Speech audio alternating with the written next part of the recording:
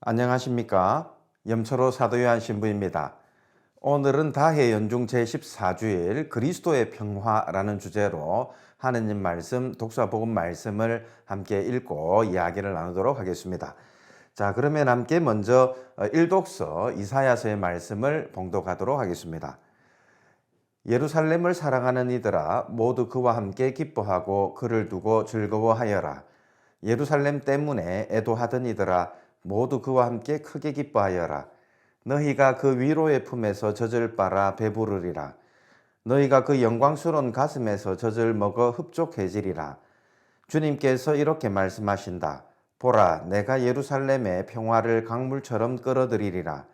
민족들의 영화를 넘쳐 흐르는 시내처럼 끌어들이리라. 너희는 젖을 빨고 팔에 안겨 다니며 무릎 위에서 기염을 받으리라. 어머니가 제 자식을 위로하듯 내가 너희를 위로하리라. 너희가 예루살렘에서 위로를 받으리라. 이를 보고 너희 마음은 기뻐하고 너희 뼈마디들은 새풀처럼 싱싱해지리라.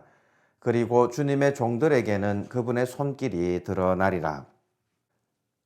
오늘 우리는 일독서로 이사야 예언서 마지막 장을 읽었습니다. 이사야 예언서는 모두 세 부분으로 이루어져 있는데요. 먼저 이사야 예언서 1장에서 39장까지를 우리가 제1 이사야다 그러고 40에서 50장을 제2 이사야 그리고 56에서 66장을 제3 이사야라고 그러는데 우리는 지금 이 마지막 66장에 해당되는 내용을 오늘 읽었죠. 어떻게 보면 이사야서는 한 시기에 한 사람이 저술한 예언서가 아니라고 말할 수 있습니다. 여러 시기에 여러 사람이 저술한 예언서라고 알려져 있는데요. 원래 이사야 예언자, 바로 제1 이사야라고 하는 이 이사야 예언자가 활동했던 시기는 기원전 8세기, 그러니까 우리로 치면 기원전 700년대 이야기입니다. 아직 북쪽 이스라엘과 남쪽 유다가 갈라진 상태로 있을 때, 북쪽 이스라엘이 멸망하기 전에 남북이 있을 때 이제 저술된 게 이 제1 이사야서입니다. 그리고 두 번째 이사야서는 그로부터 한 200년쯤 지나서 어떻게 보면 이스라엘 민족이 기원전 587년에 바빌론의 유배를 끌려가거든요. 바빌론 유배를 끌려가는 이 시기, 유배를 끌려가서 거기에서 적은 것이 바로 두 번째 이사야다, 이렇게 이해할 수 있겠습니다. 세 번째 제3 이사야는 그 바빌론 유배를 거의 끝날 무렵 마친 후 직후에 저술된 게 세 번째 이사야서인데, 오늘 우리가 읽은 그러면 일독서를 이해하려면 이 바빌론 유배 직후의 어떤 상황들을 좀 이해를 해야 오늘 우리가 이 일독서를 이해할 수 있을 것입니다. 어쨌든 이제 이사야서는 이렇게 긴 어떤 역사를 가지고 있는데요. 어떻게 이걸 알 수 있냐면 각 장마다 1 이사야, 2 이사야, 3 이사야에 언급되는 시대적 분위기, 임금의 이름들, 역사적 상황, 이런 것들을 본다면 우리가 이 각 책들이 저술된 시기를 확인할 수 있는 것이죠.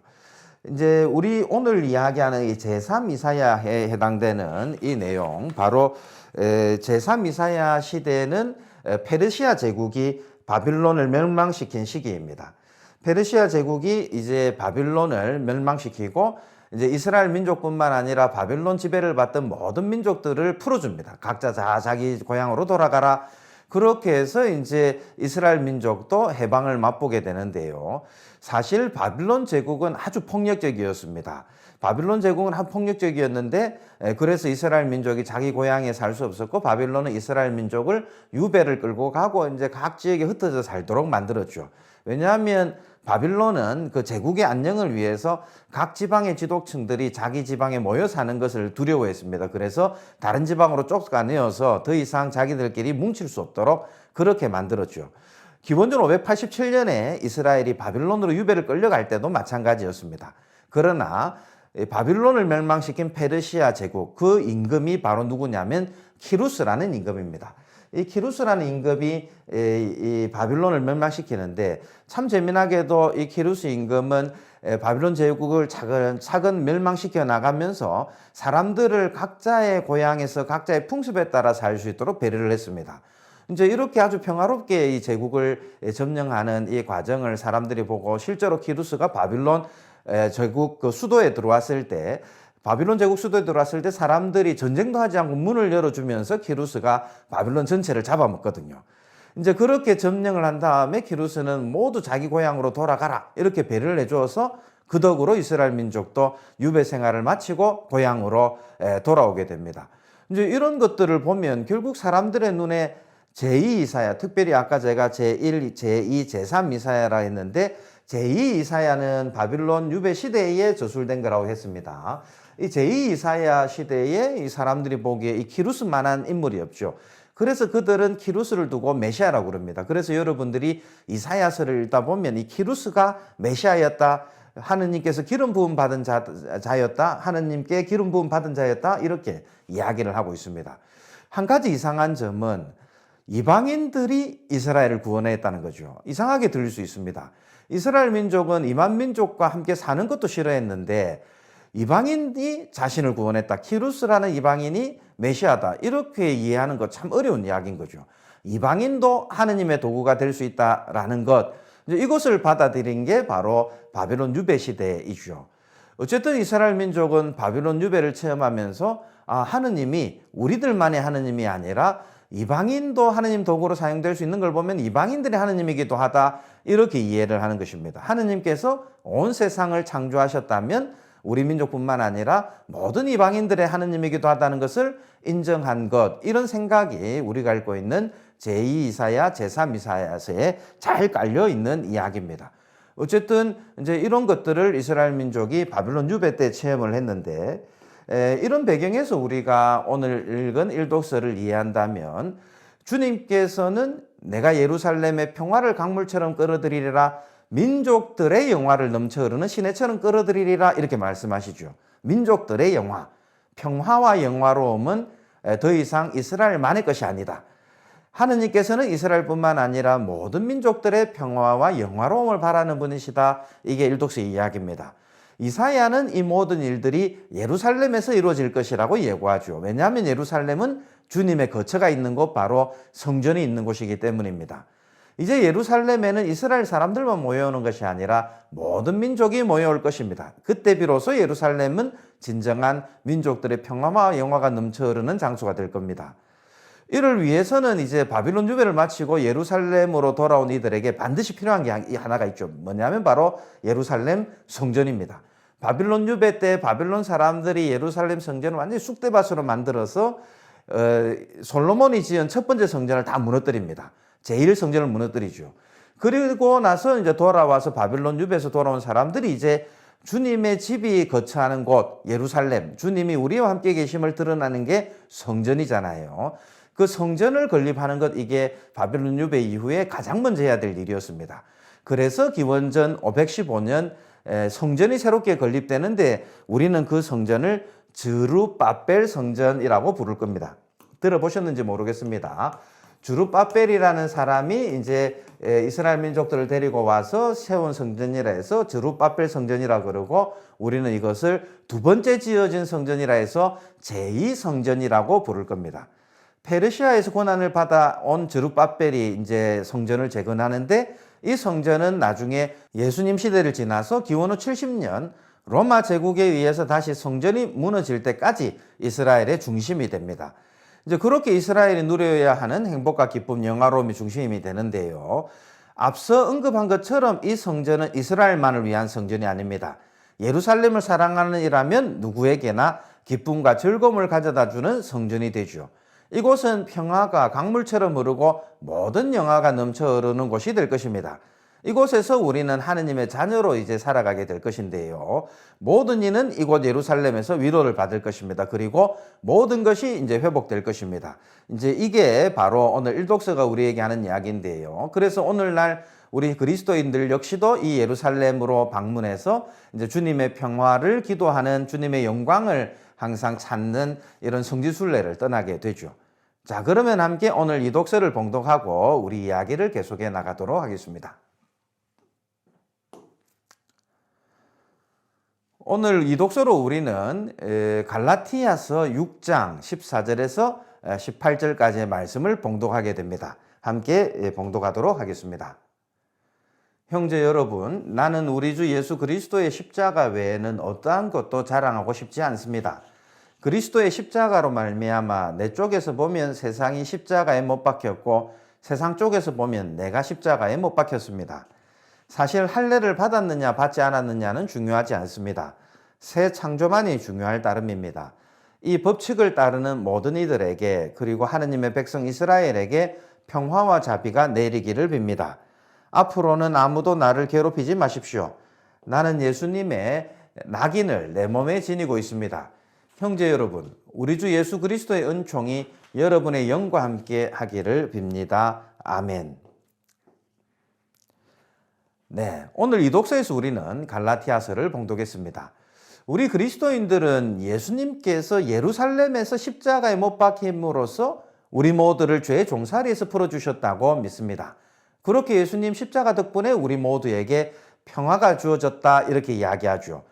이 모든 일이 일어난 곳 예루살렘입니다. 일독서 예루살렘 이야기했죠. 바로 예수님이 예루살렘에서 우리에게 참된 평화를 가져다 주신다. 예수님을 두고 우리 신약 성경은 성전이다 이렇게 이야기하지 않습니까? 바로 예루살렘에 이제 새롭게 세워진 성전이 예수님이죠. 이 모든 일이 예수님의 십자가로 인해서 이루어졌죠. 그래서 사도 바울은 이 덕서에서 나는 우리 주 예수 그리스도의 십자가 외에는 어떤 것도 자랑하고 싶지 않습니다. 이렇게 이야기를 합니다. 사실 더 이상 유다인이냐 아니냐, 할례를 받았느냐 받지 않았느냐 중요하지 않습니다.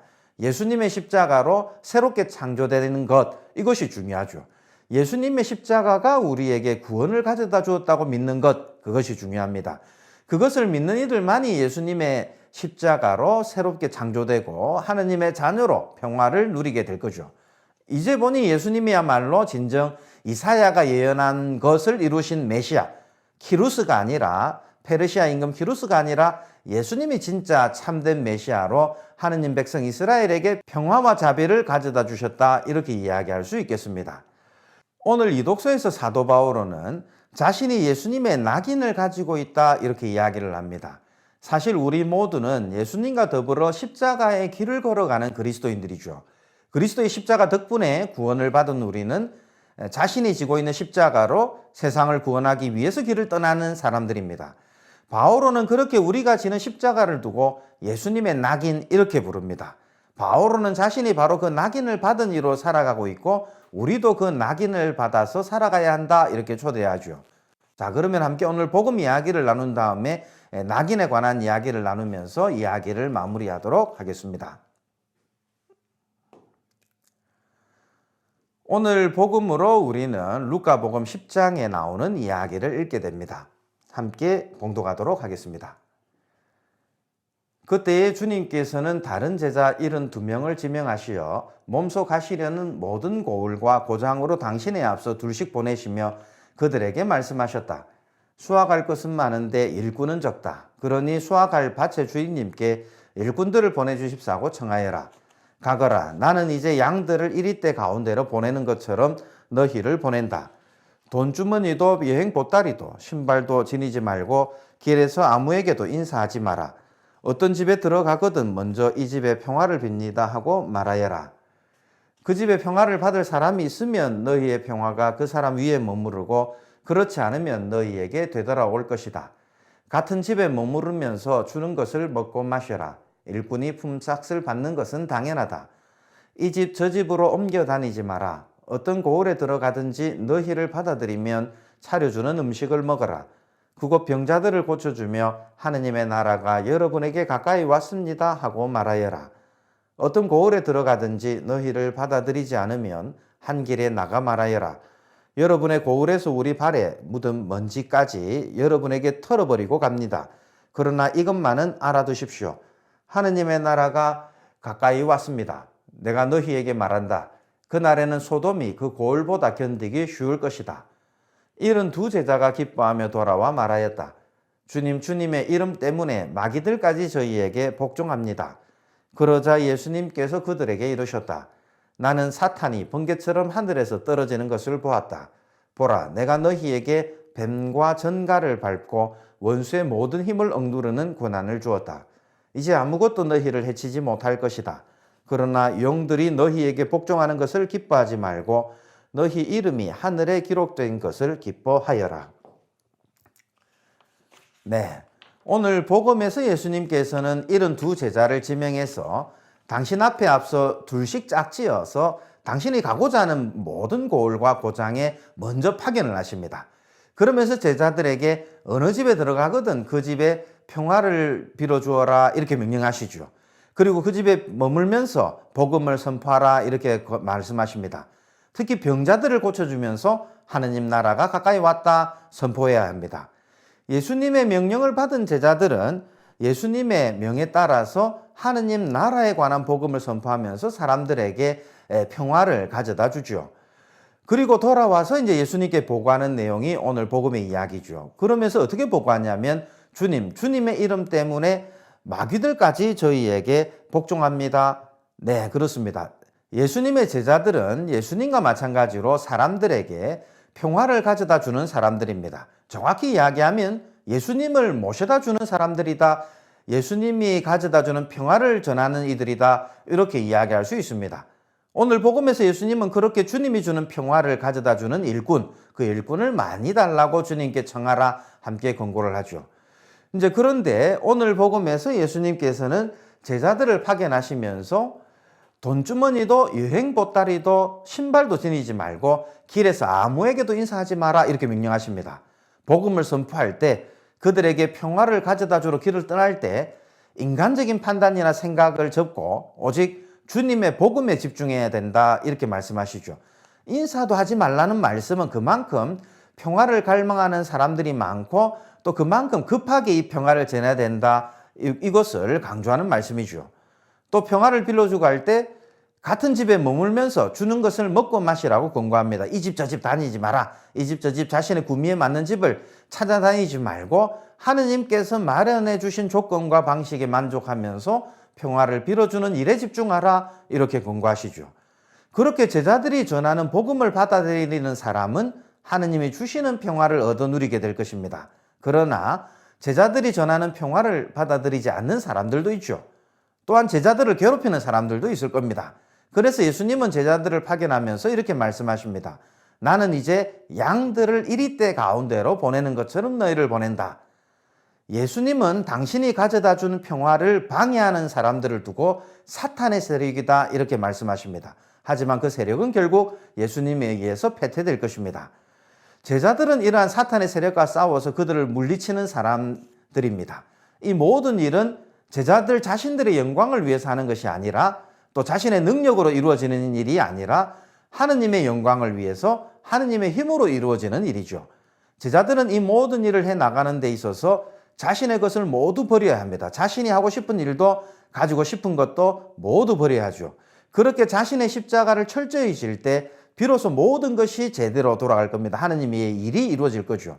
제자들이 자랑해야 할 것은 오직 예수님이 주신 십자가 바로 예수님의 낙인뿐입니다.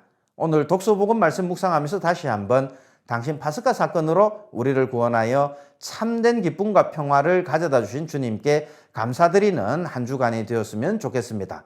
또 우리 또한 세상에 구원과 평화를 가져다 주는 주님의 도구가 되겠다고 다짐했으면 좋겠습니다. 자, 그럼 한 주간 잘 지내시고 다음 주에 다시 뵙도록 하겠습니다. 감사합니다.